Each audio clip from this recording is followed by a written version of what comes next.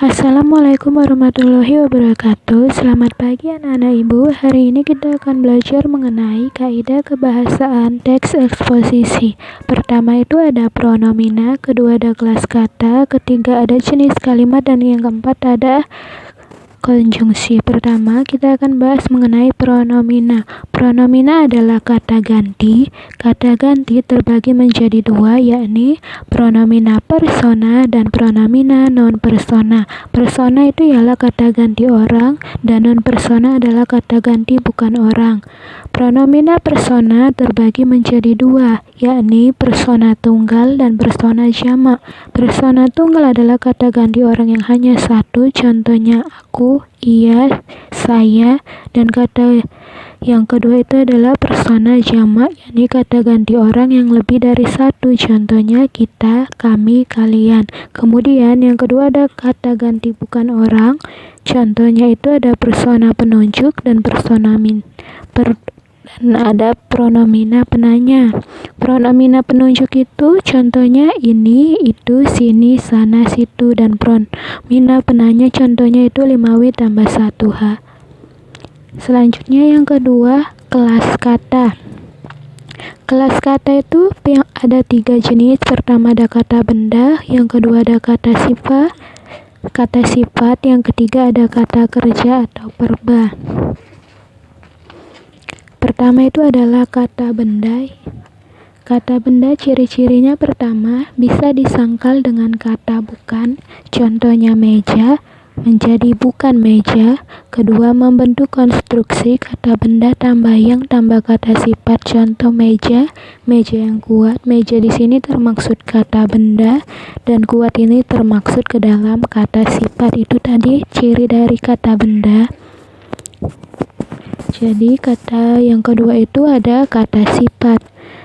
Cirinya pertama dapat diberi keterangan agak, sangat, paling, sekali. Contohnya kata cantik tambah keterangan sangat menjadi sangat cantik. Cantik ini termaksud kata sifat. Yang kedua, membentuk konstruksi tambah kata sifat yang diulang ditambah imbuhannya. Contoh kata cantik ditambah imbuhan ditambah kata cantik yang diulang 2 kali ditambah akhirannya. Ketiga ada kata kerja. Kata kerja cirinya pertama bisa disangkal dengan kata tidak. Contoh ada kata tidur menjadi tidak tidur. Tidur termaksud kata kerja. Yang kedua, membentuk konstruksi kata kerja ditambah kata sifat. Contohnya kata tidur ditambah ditambah kata sifatnya menjadi tidur dengan nyenyak. Tidur ini kata kerja dan nyenyak kata sifat. Selanjutnya kita bahas yang materi kita ketiga, ada jenis kalimat. Pertama ada kalimat nominal, kedua ada kalimat verbal. Kalimat nominal ialah kalimat yang berpredikat selain verba atau kata kerja. Kalimat nominal dapat berwujud kata benda, kata sifat, kemudian kata kerja, kata keterangan. Contohnya ibu seorang guru, ibunya seorang guru. Jadi di sini kata seorang guru itu masuk ke dalam frasa benda ataupun predikatnya, kemudian ibunya itu adalah subjeknya. Kemudian contoh berikutnya, adikku sangat cantik. Di sini kata sangat cantik predikatnya masuk ke dalam frasa sifat atau kalimat. Yang kedua, adikku masuk ke dalam subjek. Kemudian ia di sana, ia ini masuk ke dalam subjek. Kata di sana ini masuk ke dalam kalimat keterangan, kata keterangan. Kemudian kalimat yang kedua ada kalimat verbal. Kalimat verbal adalah kalimat yang berpredikat verba atau kata kerja. Contohnya Dika menendang bola. Dika masuk ke dalam subjek, menendang masuk ke dalam predikat, dan bola masuk ke dalam objek. Jadi kata yang berwarna merah ini adalah predikatnya. Kemudian kata Kalimat verbal ini terbagi menjadi 5. Pertama ada kalimat aktif transitif, kedua dui transitif, ketiga semi transitif, yang keempat kalimat aktif intransitif, dan yang kelima ada kalimat pasif.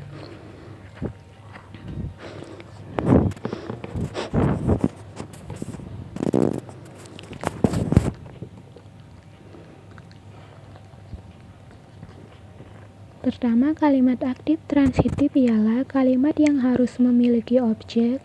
Contohnya, ia membaca buku pelajaran.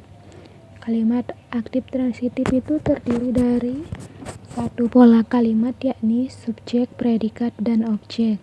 Jadi di sini kata ia ini masuk ke dalam subjek atau pelaku, dan kata membaca ini adalah predikatnya, apa yang dikerjakan, dan buku pelajaran inilah dia yang dimaksud ke dalam objeknya.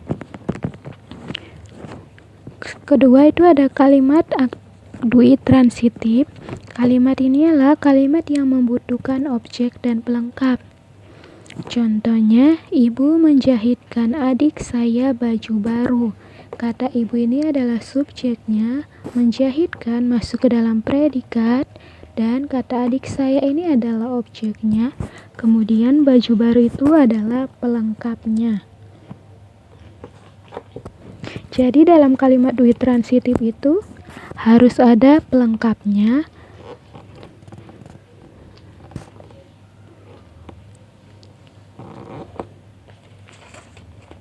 Selanjutnya yang ketiga ada kalimat semi transitif, yakni kalimat yang boleh diikuti objek, boleh juga tidak. Contohnya, adik menulis. Di sini subjeknya adik, menulis di sini adalah predikat.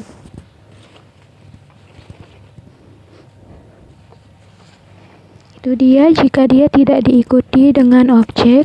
Kemudian kalimat yang kedua, jika diikuti dengan objek, adik menulis cerita.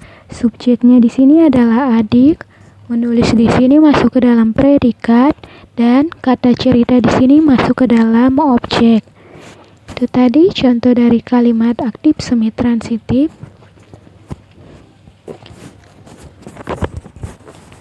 Selanjutnya ada kalimat aktif intransitif.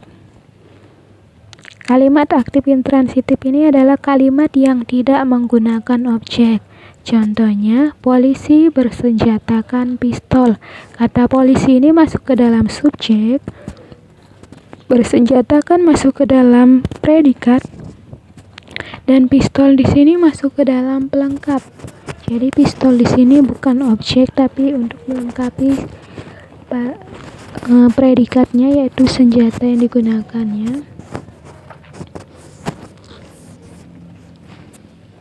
Selanjutnya yang terakhir itu ada kalimat pasif, yakni kalimat yang subjeknya mendapat atau dikenai suatu tindakan yang dinyatakan dengan predikat.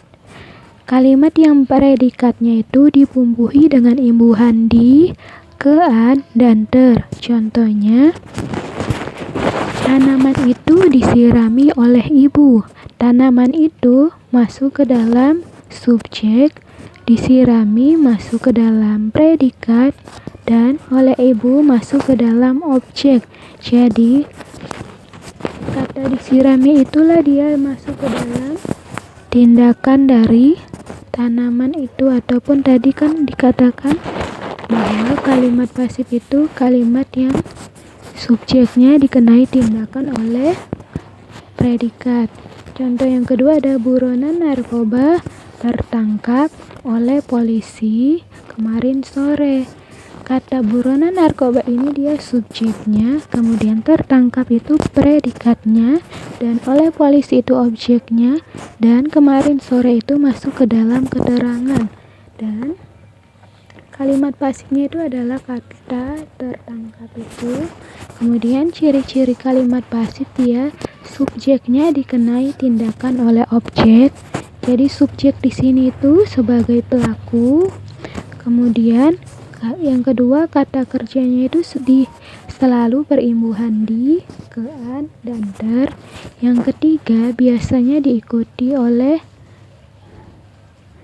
kata keterangan. Kemudian Yang terakhir itu ada konjungsi atau kata penghubung.